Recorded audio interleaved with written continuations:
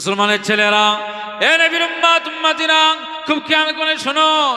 আল্লাহ নবী দিন ও দুনিয়ার বাদশাহ হাবিবুল্লাহকে, নবী জনাবে মুহাম্মদুর রাসূলুল্লাহকে সাল্লাল্লাহু আলাইহি ওয়াসাল্লাম এই সময় আবু বকর সিদ্দিককে রাদিয়াল্লাহু তাআলা আনহুকে লক্ষ্য করে বললেন, আয় আবু বকর সিদ্দিক রাদিয়াল্লাহু তাআলা আনহু, আজ আমার বাড়ি ইসলামের জন্য আমি সবার কাছে চেয়েছিলাম, সব অলংকার কিছুটা নিয়ে এসেছে, যার যেমন সামর্থ্য নিয়ে এসেছে।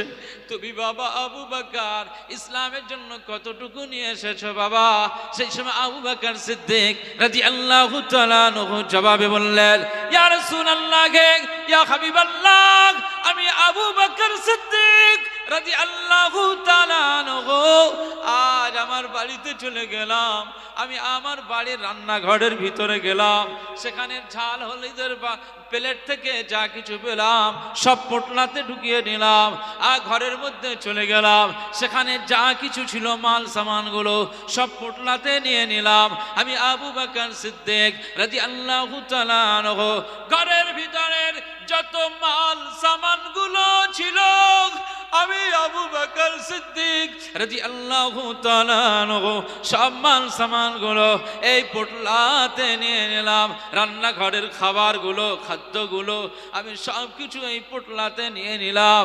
ইয়া রাসূলুল্লাহ, ইয়া হাবিবাল্লাহ, আজ আমি আবু বকর সিদ্দিক রাদিয়াল্লাহু তাআলা আনহু আজ আমার বাড়িতে কিছুই রেখে আসলাম না, সব মাল সামানগুলো আজ ইয়া রাসূলুল্লাহ আপনার জন্য, দ্বীনের জন্য, আমার আল্লাহ পাকের জন্য, ইসলামের জন্য আমি আবু বকর সব কিছু আমি দান করে দিলাম। আপনাদের কি সুবহানাল্লাহ বলতে কষ্ট হচ্ছে? একবার জোরে বলেন তো সুবহানাল্লাহ, জোরে বলেন সুবহানাল্লাহ, আরো জোরে বলেন সুবহানাল্লাহ, নারে তাকবীর।